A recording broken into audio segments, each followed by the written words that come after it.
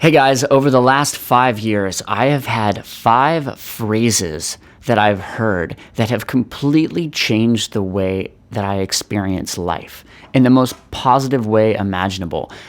I feel like these 5 phrases, each time that I've heard a different one, has just changed my life. And so I wanted to share them with you. We're coming to the end of the year here, 2019, 2020 coming up. And these are my top 5 things that I've learned over the last 5 years. So number 1 is don't count your losses. I heard Warren Buffett say this, and at the time, I had just lost over $1 million, and it was eating me up. Actually, I hadn't just lost it. I'd lost it probably like a year before that, and it was still eating me up like crazy. When you have a big loss in your life, monetarily or even emotionally, it's easy to let that eat you up for years and years. And I've watched many successful investor friends of mine win over and over and over, have these huge wins, and then they have one loss or one person that really screws them over. And then they let that one person eat them up for years and they can't stop thinking about it. And it almost like wipes out all of those wins, just that one loss. When I heard that, don't count your losses, I was like, man, okay, that's awesome. And then I combined that with this phrase that I heard from Edward Snowden about taking risks. And Edward Snowden said, when you erase all risk from your life, what you're really doing is you're erasing all possibility from your life. And so in order to experience an incredible life, we have to take risks. And if you take risks, you're going to have losses and you're going to come across people that do things that really upset you or have emotional losses, but don't count them because they will ruin all of your wins. The second thing that I learned a couple years ago was to set goals based on the journey, not the outcome. So most of the time when I have set goals, I set them based on the outcome. I'll give you an example. A few years ago, I started an entertainment agency, and I thought, wow, that's really glamorous. Like, I'll be the entertainment agent and manager for these artists. And in my mind, I thought, what does that mean? That means that I'm going to get lots of great gigs for my friends where they're making a lot more money than they're making now. That's great, right? That's the outcome. But the thing was, actually, in order to do that, what I needed to do was spend 10 to 12 hours a day emailing, dealing with travel issues, booking travel, helping people get visas, dealing with cancellations, so many things, a lot of paper pushing, contract signing, all of these things that I actually didn't enjoy and had no interest in. And what I'd done is I'd set a goal based on the outcome, not on the journey. So it's really important that when you set any new goal, you think about, what is this goal going to entail? If I'm going to start a YouTube channel and my goal is to have 100,000 subscribers, well, that's a cool goal, but are you going to need to make makeup videos, 200 makeup videos to get 100,000 subscribers, and you actually don't like making makeup videos? Well, then that's no longer a good goal, right? So it's much more important to think about, what are you going to have to do in order to reach that goal, not what the end goal is, because that's not going to last very long. It's just a split second and it's over. The journey is the goal. Number 3 is to prioritize your 3 most important goals and ignore everything else at all costs. Now, this one is the hardest one for me to do. I have a really tough time with this, but I wake up every morning and I read this on my computer. It's on my desktop, and it says, everything that you say yes to is a no to something else. We have a limited amount of time. It is our most limited resource. And especially as you're younger, you tend to say yes to all good opportunities, right? And I think that there's some validity to that. But the thing is, every time you say yes to anything, you are essentially saying no to doing something else, because you can only spend your time doing one thing at a time. So as artists, we often just want to do everything, but it's really important to set 3 goals that are your top priorities and ignore everything else.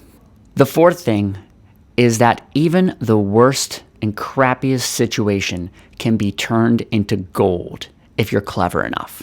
A good way of doing this is actually to rename what happens. What we call things actually is what they are to a certain degree. I'll give you an example. I used to feel really nervous before certain shows. I was very nervous. I was sitting backstage going, oh my gosh, I hope I do a good job. I hope this is good. And then I heard Tony Robbins say, nervous, that feeling is the same as excitement. It's the exact same feeling in your body. The difference is just what you call it. So I started, every time I would feel this thing called nervous or anxiety or whatever we want to call it, just bad words to describe things that we're feeling, I would instead say, okay, what I'm feeling, I'm excited. That's excitement that I'm feeling. And as soon as I named it something different, I felt different. Another one is when it comes back to that, the losses and not counting your losses. I started, instead of calling them losses, every time something bad happens to me, I instead go, okay, that was a positive learning experience. And I call it a positive learning experience, and suddenly I feel way better about it. The fifth thing is that anyone can justify anything if they have done it long enough. I was dealing with different people that acted in ways that I felt were very immoral. And I was like, how can these people do this? Or I would have tenants living in houses that I owned that treated those houses really badly. And I thought, how can these people live like this? You know, it looked like animals to me, the way that they were living. And so I had an experience where I was actually cleaning up a house that I owned and cleaning the toilets. And there was like a bunch of what is in toilets, but these hadn't been flushed in like years probably. And it was totally disgusting, the most disgusting situation I'd ever been in. And it took me maybe like 3 or 4 hours to clean this bathroom. And about 2.5 hours into it or so, I started feeling like pretty normal. Like I would get flakes of other people's stuff on my arms, and I was like, whatever. Like it just started to become normal. And at that moment, I realized, wow, if you actually live in this situation long enough, it starts to feel normal.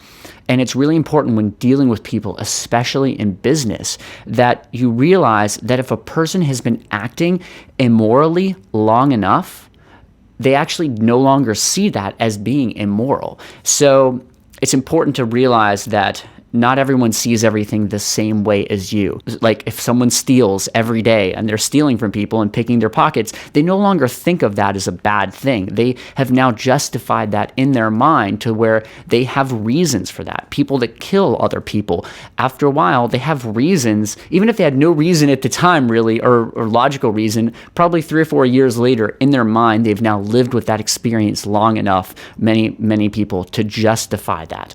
Since that number 5 was kind of a little bit of a downer, I'm going to give you 2 bonus tips. One is the most recent phrase that has changed my life, and that is less but better.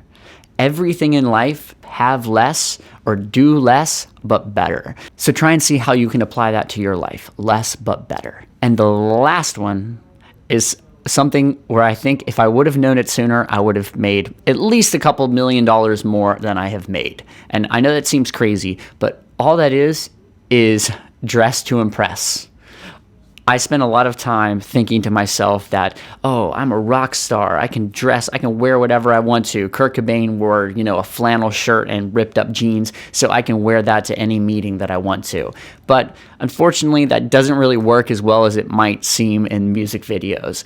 When I started dressing to impress, when I started going to different events and trying to dress on purpose better than everybody else, wearing the nicest suit, even if it was totally out of place, I started having people take me way more seriously. And I think you can just never go wrong overdressing. I've never had a single experience where I felt like I had a worse experience because I overdressed. Every single time, it's a better experience because I overdressed. I overdressed for this one little Q&A session not long ago. And after the event, one of the people who was on the panel, who actually used to be the Stone Temple Pilots manager, which is a huge rock band in the 90s, he saw me and we started chatting. And I think it was because I looked so good. I was really dressed up and nobody else there was. He started talking to me and we ended up going out for dinner after the event. And I've had many times things like this happen that I don't think would have happened if I hadn't dressed up. So those are my top 5/7 most important things that I've learned, lessons I've learned over the past 5 years. I hope this helps you guys. Please leave a comment and let me know if any of this helps you. I would absolutely love it. It would make a lot of difference to me knowing that some of the advice that I've been able to share has impacted you positively.